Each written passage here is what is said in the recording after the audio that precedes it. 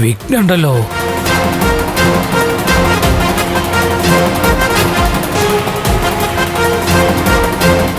ആ വന്നവന് ഈ പ്രേതവുമായിട്ട് എന്തോ ബന്ധമുണ്ട്.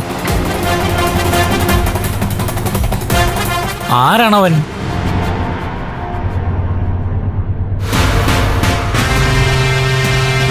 ഇവൻ കൃത്യസമയത്ത് എങ്ങനെയാ വന്നത്? ആരാ ഇവൻ അയച്ചത്? ചില ആത്മാക്കളെ ആവാഹിക്കുമ്പോൾ അവരുടെ ശത്രുക്കൾ പാഞ്ഞെത്തും, ഇരിക്കപ്പുറതിയില്ലാതെ. ദേ വരുന്ന ഒരുത്തൻ.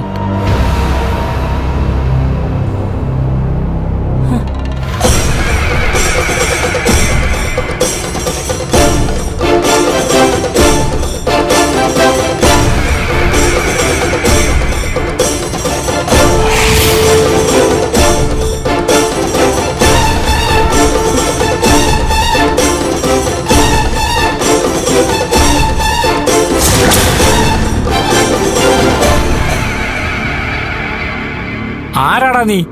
അറിയണോ നിനക്ക് ഞാൻ ആരാണെന്ന്? കണ്ടോ കണ്ടോ, പ്രേതം കേറി മേഞ്ഞ ശരീരമാ. അതിന്റെ രോഷപ്രകടനമാ ഇതൊക്കെ.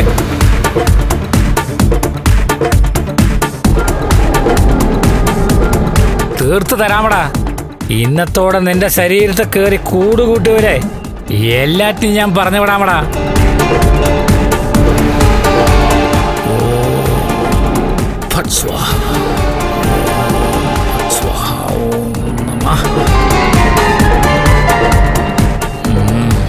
കേറ്, ഐശ്വര്യമായിട്ട് ഇതിലോട്ട് കേറ്. കേറ്.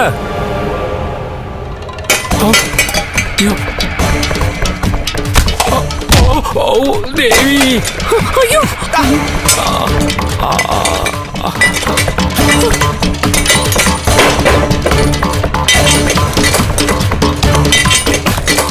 പിടിച്ച് കെട്ടണ അവനെ.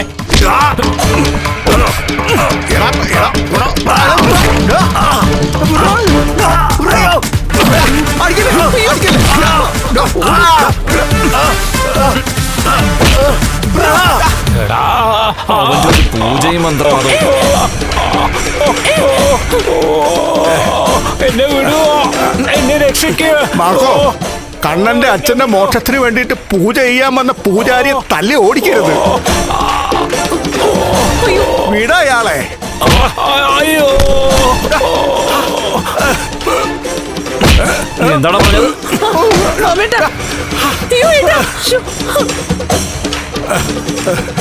നീ എന്തിനാ ഇവിടെ വന്നത്? നിനക്കെന്താ ഇവിടെ കാര്യം? മഹാലക്ഷ്മി പറഞ്ഞു ഇവിടെ ഒരു പൂജയും മന്ത്രവാദവും നടക്കുന്നുണ്ടെന്ന്. അതെന്തായാലും മഹാലക്ഷ്മിക്ക് ഗുണമുണ്ടാക്കുന്ന ഒന്നല്ലെന്ന് എനിക്കറിയാം. എന്തു ഗുണം ഉണ്ടാക്കാനാ? അവക്ക് വേണ്ടിട്ട് പൂജ മുടക്കാൻ വേണ്ടി നിന്റെ കുഞ്ഞാണ് അവളുടെ വയറ്റിൽ കിടക്കുന്നേ.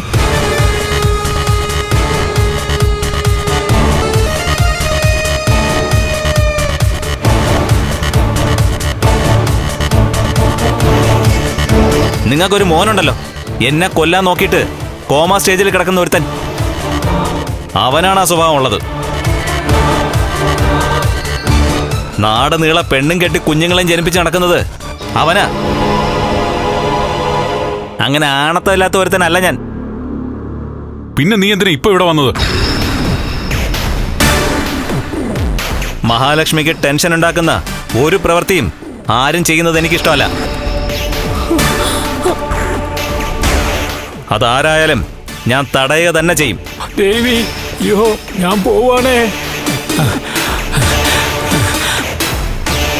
എന്താടാ നോക്കി നിൽക്കുന്നേ?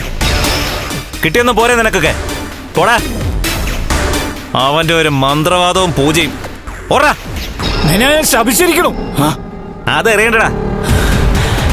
നിന്നെ ഞാൻ ഇപ്പൊ തന്നെ പുകയാക്കി തരാം. അയ്യോ, അയ്യോ ദേവി, വേണ്ടേ. അയ്യോ, ഓ ദേവി.